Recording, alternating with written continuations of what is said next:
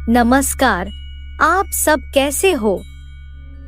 आशा करती हूँ कि आप सभी मंगलमय और स्वस्थ हों। तो चलिए शुरू करते हैं आज का टॉपिक।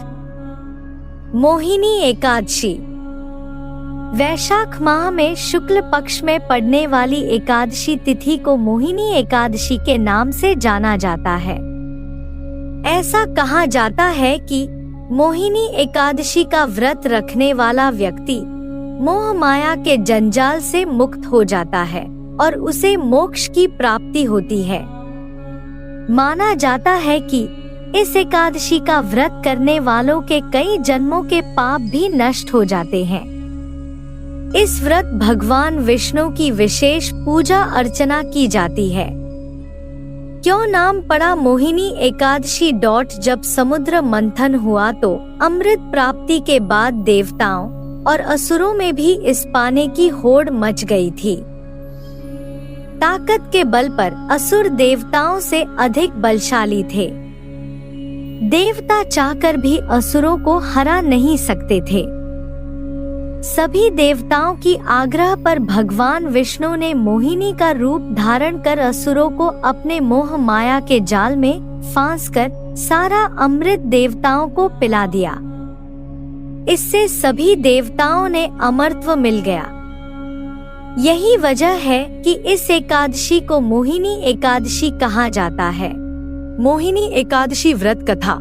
इसकी कथा कुछ इस प्रकार से है। भद्रावती नगर सरस्वती नदी के किनारे बसा था, जिस पर चंद्रवंशी राजा द्युतिमान राज्य करता था। उसे राज्य में कई विष्णु भक्त रहते थे, लेकिन उनमें धनपाल नाम का एक वैश्य भगवान विष्णु का परम भक्त था। वह परोपकार के कई कार्य करता था और लोगों की मदद करता था। उसने नगर में लोगों की सेवा के लिए पानी का प्रबंध किया था। राहगीरों के लिए कई पेड़ लगाए थे। उसके 5 बेटे थे, जिनका नाम सुमना, सद्बुद्धि, मेधावी, सुकृति और धृष्ट बुद्धि था। इनमें से धृष्ट बुद्धि पापी, अनाचारी, अधर्मी था। वह पाप कर्मों में लगा रहता था। धनपाल उससे बहुत परेशान था और एक दिन तंग आकर धनपाल ने धृष्ट बुद्धि को घर से निकाल दिया। बेघर और निर्धन होने पर उसके दोस्तों ने भी उसका साथ छोड़ दिया। उसके पास कुछ भी खाने पीने को नहीं था तो वह चोरी करके अपना गुजारा करने लगा। एक बार उसे राजा ने पकड़ लिया, लेकिन धर्मात्मा पिता की संतान होने के कारण छोड़ दिया गया। दूसरी बार पकड़ा गया तो राजा ने उसे जेल में डाल दिया। दूसरी बार चोरी करते हुए पकड़ा गया तो उसे नगर से बाहर कर दिया गया। एक दिन वह भूख प्यास से परेशान होकर इधर उधर घूम रहा था। तभी उसे कौंडिन्य ऋषि के आश्रम दिखा और वह वहां चला गया। वह वैशाख का महीना था। ऋषि गंगा स्नाने करके आए थे। उनके गीले वस्त्रों के छींटे उस पर पड़े। ऐसे में गंगाडल की छींटे से धृष्ट बुद्धि को कुछ बुद्धि आई।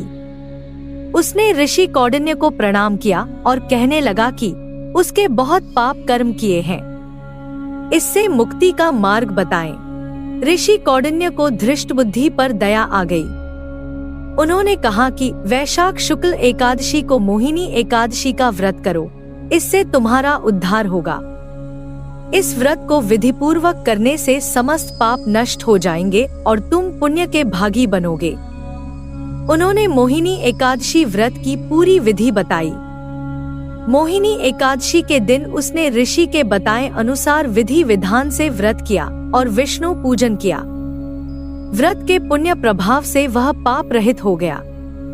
जीवन के अंत में वह गरुड़ पर सवार होकर विष्णु धाम चला गया।